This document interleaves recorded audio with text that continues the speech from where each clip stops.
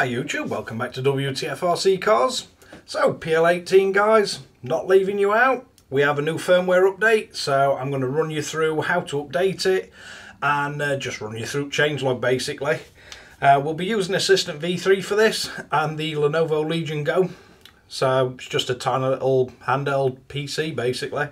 But let's bring you in for a close-up look and see how we get on with this one. So we're going to need a few things for this. We're going to need his PL18, we're going to need his micro USB lead, we're going to need some kind of Windows PC, and this one is the Lenovo Legion Go, and you're going to need Flysky Assistant V3. So if we start off first, let's go to, so if we just search flysky-cn.com and we go to his Flysky website, and on here you're going to want to go products and then air, if it doesn't show up first, PL18, scroll down to the bottom, and then we've got downloads and upgrades. So if we look on here, we are now upgrading to 1.0.73 and we've got the standard and the FCC version available. We've got Assistant 3.04 and then you've got your PL18 receiver updaters. I believe they do a downgrade. Nope, be quiet PL18. So you've got the upgrade and downgrade version for your receivers, and then we get the Mac version as well of Assistant. Now I'm not sure how well the Mac version works. I have owned Macs in the past. I don't tend to use them. I am an IT engineer, so I know my way around a Mac, but they're not my machine of choice. But basically we're going to stick with the standard firmware. The only difference between these two, because I get asked every time I post a video on Flysky, standard is standard TX power and the standard range, and if you go for FCC you'll get slightly increased TX power but a slightly higher battery drain. So we can click download on here and we can download the actual updater. I'm going to give benefit of that this time. I'm going to show you how to do it through Assistant V3. So first thing we need to do is have our transmitter powered on, get us micro USB, and if I remember which way around it goes in this thing. So if we connect it in, we've got this plugged in through the just USB breakout or USB hub, whatever you want to call it. And it's connected to his little Legion Go, so we can click onto the transmitter, we can look what firmware version we've got, so we've got 1.0.72. If you've got any memories set up, you can go Load TX under the export menu, and then you can select the ones you've got and you can click export, and it'll just ask you to make a file name, or if you've already got them backed up, you can go import and bring them back in that way. Now, anybody that's been watching my channel might be wondering why this is not on Edge TX, because I have done a full guide on how to mod it and put it on Edge TX. I've actually got hold of another mainboard, so it makes it easier for me to make these videos. I don't have to go and flash, and I can just swap the mainboard out. So I can swap it between Edge TX and Flysky's actual firmware. You can swap quite easily between the two, but for me it just works out easier having a couple of boards, and then I can just show you what I need to show you. So if we select the actual transmitter, we can go firmware update. It'll ask us if we want to back up. Well, I'm not really bothered because I ain't got any memories on this one, but we can go to update. We can see the versions available. So we've got 1.0.65 standard, 1.0.65 FCC, 5.5 and 4.9, and if we flick back to the actual website, we've got 1.0.73. So for this one, it looks like they've not added it to Assistant yet. I want the standard version, so I'm going to click download.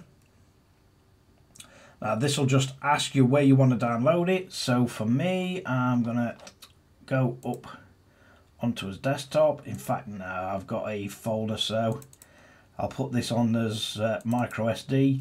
So I can go to PL18 folder I've created and I can just click save. That'll download very quickly if we go to open folder. So all we have to do on this is double click. This will open as actual firmware updater. Now what I would suggest is have assistant closed. You see how it picked it up straight away? Then what we're going to need to do if we're using the updater, if I remember where it is on this transmitter. So I believe on this one it's system menu, general, scroll down, and then we'll see TX firmware update. So we can do that. We can press yes. Then if we move the transmitter out of the way, wait for the transmitter to restart. So probably better off closing that and reopen it. So once we've got it reopened, we've got this in firmware update mode. We can just click on the update and it'll just start. And it is pretty quick to go through and do these updates. It does tell you you're currently on version 1.0.0.72, hardware version 1.0.2.1. And at the minute we're at 13%, now 20%. Let's see if we can get it focused back on screen.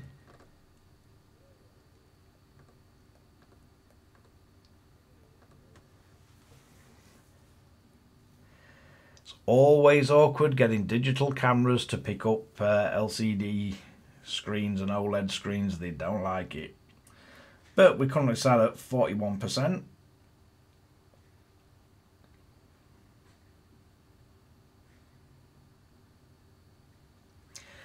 And for this, I try not to skip it because sometimes it pauses on certain percentages and I don't want people thinking, oh, it's crashed, and unplugging the transmitter, because you will end up bricking it and having to restore it. I have restored numerous electronic devices for people when they brick the firmware. Some are a lot easier than others. Usually entails using DFU mode.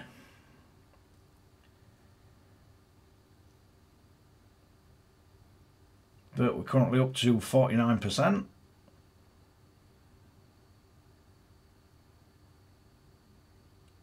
It still says programming Flash. Interestingly enough, you can still do this with a modded mainboard as well. If you've got it modded for OpenTX but you've switched back to Flysky's firmware, you can still update it same way.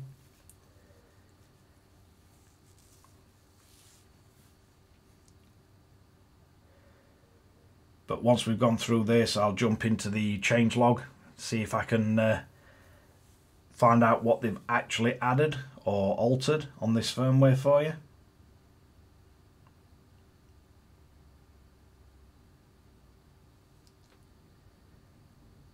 And we're currently up to 60%, so it shouldn't take that much longer. I believe it gets to a certain percentage and then jumps. I know most of the Flysky radios, when they're updating from the updater software, tend to go so far and then jump.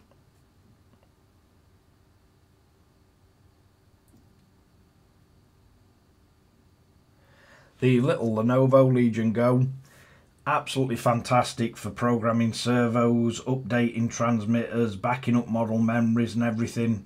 Really does save you a lot of time dragging your transmitter to a PC and getting right back at PC for USB sockets.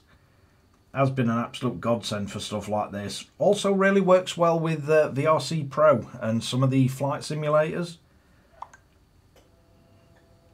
And apart from that, you can play most PC games on it as well. And I don't mean streaming the games to it, you can actually play them natively on it. And a whole bunch of emulators if that's your thing.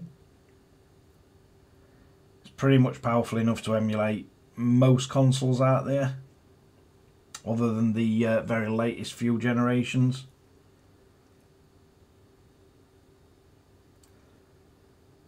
It is one of the few ones of these micro PCs as well where the actual controls can clip off, and this one can turn into a mouse, and you have got a USB-C port on the bottom as well as on the top. So if you wanted to get a dock where it just sits in it, you can have that, and you've still got a free USB-C on top. And we're currently at 84%. so it shouldn't take much longer.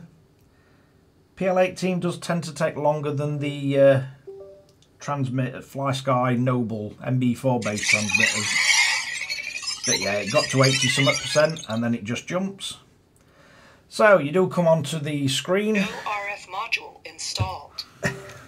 Where it'll ask you now to reconfigure all the radio. So it does ask you for your stick layout.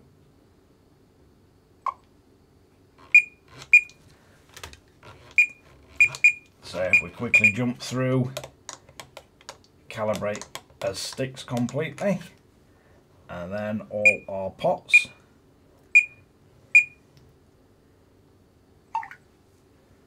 You get calibration successful. No RF module installed. It's giving us that because I think we got this configured for the FRM 303. So I'm guessing this is part of the new setup. But that should be it. We should be fully updated. Yep, we're on 1073 standard. So if we power down this transmitter,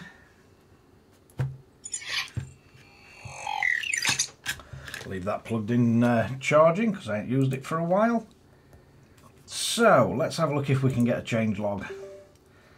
So if we scroll down on the Flysky site, we can go to his change log.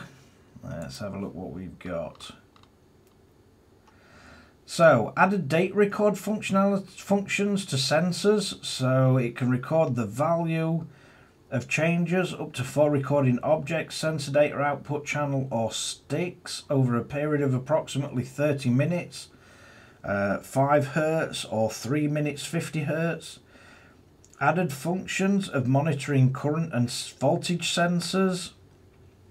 I can see where that could come in handy with this controller. It can now be monitored related values of voltage and current sensor, as well as alarm settings for these and data recording. Added functions that different sound vibration types can be set for alarm functions. Also very useful, so yeah, you get an alarm but you know which one it's alarming for. Added a variety of reminder methods of sensors and different sound vibration types can be set under timer. Throttle position alarm, added throttle position alarm functions. The alarm positions and alarm state can be set. When the throttle stick crosses a set position, the system will beep or beep for prompt. Fuel alarm, so added fuel alarm function. The rate between the throttle movement and fuel consumption can be set based on your experience. The system can make fuel consumption alarm and fuel consumption displayed by monitoring the throttle position. So it looks like it's going to work out your amount of fuel used based on what your throttle's been doing. Fail-safe, so added fail-safe judgment time feature. This system supports setting the fail-safe judgment time and the default judgment time vary with different RC models. For example, RC boats, very short fail-safe judgment time can be set. After the RC boat is out of control, after entering the water, the fail-safe is enabled quickly. Namely, the system immediately turns off the throttle output when the RC boat model will float up. I'm not really sure if that's worded correctly, but added startup reminder for fail-safe if they're not set. System added startup reminder for fail-safe not set. This function can be enabled or disabled. When enabled, the current model, if it's not got its fail-safe set, it won't give any output. And the startup reminder fail-safe is enabled. A pop-up will prompt you when the transmitter is powered on. Modification function, vibration. Modified vibration functions changed from the vibration functions such as power on off, power on alarm, and can now be set separately to whatever vibration is enabled or not, and the vibration level when they're enabled. Description of model data inheritance. Some firmware functions earlier than v65 will not be inherited. It is subject to default processing by the program. Users need to reconfigure these functions before use. For example, rate and exponential, function rate AFR and DR setup, throttle down, idle up, throttle cut, linear mixers, curve mixers, pro mixers, sensor training modes, etc. The receiver ID earlier than version 65 is not inherited.